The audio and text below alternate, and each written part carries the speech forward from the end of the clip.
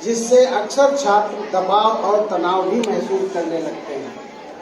हम अपने स्कूलों में करियर काउंसलिंग इसीलिए कराते हैं जिसमें छात्र अपनी योग्यता और क्षमता के अनुसार अपने करियर का चयन कर सकें।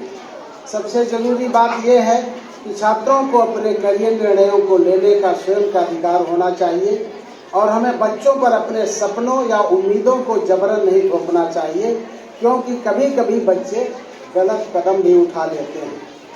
अब एक बात मैं जिसे अभी हम वीडियो के माध्यम से भी दिखाएंगे, जो बहुत ज़रूरी है, विशेषकर सीनियर क्लासेज में जो बच्चे पढ़ रहे हैं उनके पेरेंट्स से अपील की है और अपने माता पिता को कोसा है जिन्होंने जबरन कृति को विज्ञान पढ़ने को मजबूर किया। कृति ने 28 अप्रैल को आत्महत्या कर ली थी।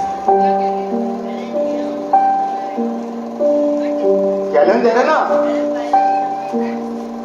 पूरी खुली चुनौती दे रहा हूँ, तेरी जितनी मानता दिखा दे, नचा के रख दूंगा। इस साल जेल को नहीं होगा। ये वहाँ के टीचर हैं। जैन को याद रखिए, ऑल इंडिया टॉपर्स यही होंगे। आप में से आधे निकल जाएंगे, मैं इससे डबल यहाँ ला कर फील्ड का डॉन हूं मैं, इस फील्ड का, इस कोचिंग। कोटा फैक्ट्री, हाँ, वो जगह जहाँ हर एस्पिरेंट जाना चाहता है।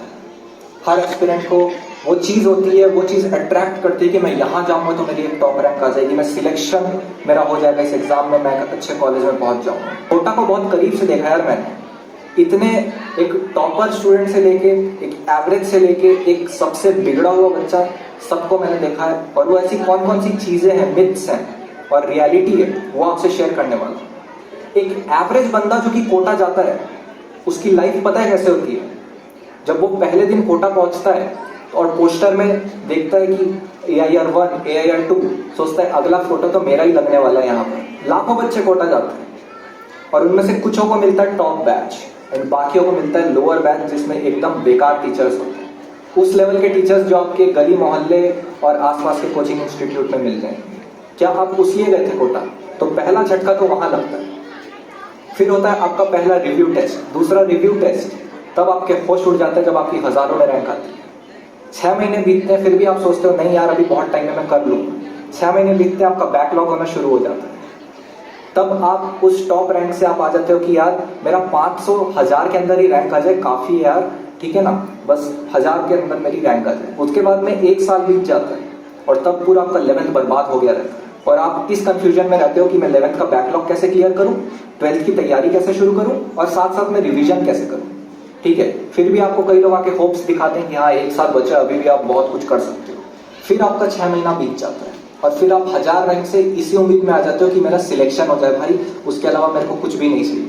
और जब 12th खत्म होता है और आपके बोर्ड एग्जाम आते हैं, तब वो बच्चा बस भगवान से यही प्रार्थना कर रहा होता है कि भगवान मेरा बोर्ड एग्जाम पास करवा देना यार, जेई वेई और नीट वीट तो गया भाड़ में, मेरे को बोर्ड एग्जाम में पास करा देना। तो सोचो एक बंदा जो कि एक इतने बड़े सपने के साथ कोटा जाता है या कहीं भी जाता है, इनफैक्ट ये सिर्फ कोटा के बारे में नहीं है, ये सारे कोचिंग इंस्टीट्यूट्स के बारे में, ये उन सारे सिटीज के बारे में, तो उतने बड़े ड्रीम से सिर्फ बोर्ड में पास होने तक की नौबत के लिए वो प्रे कर रहा होता है, ऐसी उसकी हालत हो जाती है। तो अच्छा तो दूर की बात है, उल्टा बुरा हो जाता है उसके साथ। वो यहाँ से यहाँ पहुंचने के बजाय यहाँ से यहाँ पहुंच जाए। तो अगर आप चाहते हो कि आपके साथ अगले 2 साल में ऐसा बिल्कुल भी ना हो, आप यहाँ से यहाँ पहुंचो यार, तो इस वीडियो को देखना और जो भी रियलिटी है कोटा के बारे में आज की इस वीडियो में आपको बताने वाला। कोटा की थोड़ी हिस्ट्री बताता हूँ। कोटा में जैसा जिन लोगों ने कोटा फैक्ट्री देखा होगा, तब कोटा का बहुत नाम था 1980s में, जब बंसल सर वहां पर पढ़ाया करते थे, तब रियल कोटा हुआ करता था, तब वहाँ रियल सिलेक्शन हुआ करता था। लेकिन आज के डेट में कोई सिलेक्शन नहीं है वहाँ। आप जिस कोचिंग में मैं पढ़ता था, समझ लो कि वहाँ एक सेंटर, मतलब पूरे उस कोचिंग में 4000 बच्चे अगर पढ़ते हैं तो उसमें से सिर्फ 200 बच्चों का या 250 बच्चों का सिलेक्शन होता होगा। टॉप रैंक छोड़ दो, टॉप रैंक को छापने के लिए उनके पास तो 1 या 2 बच्चे, लेकिन सिलेक्शन कितना होगा तो 200-250 और इतने हजारों बच्चे वहां पर जाते हैं। तो पहली रियलिटी तो ये है। तो भैया कोटा जाऊंगा तो सिलेक्शन हो जाएगा, तो ऐसा अगर ये सोच के कोटा जा रहे हो तो कभी भी मत जाना, क्योंकि सिलेक्शन होना रहता तो सबका सिलेक्शन होता। नेक्स्ट रियलिटी आती है, इतनी गंदी रियलिटी है, लेकिन ये बहुत बड़ी रियलिटी है कि बैच का जो सिस्टम होते हैं सिर्फ उन पे बेस्ट टीचर्स दिया जाता है, बेस्ट रिसोर्सेज दी जाती है, लेकिन जो नीचे के बैचेस होते हैं उनमें बिल्कुल ध्यान नहीं दिया जाता।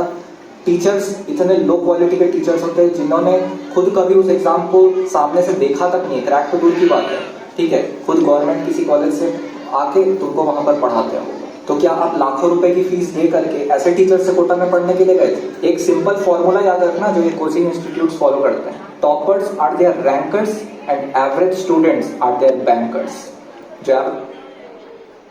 तो आप लोगों ने देखा कि टॉपर्स तो उनके रैंकर हैं जो बहुत ही कम होते हैं, एक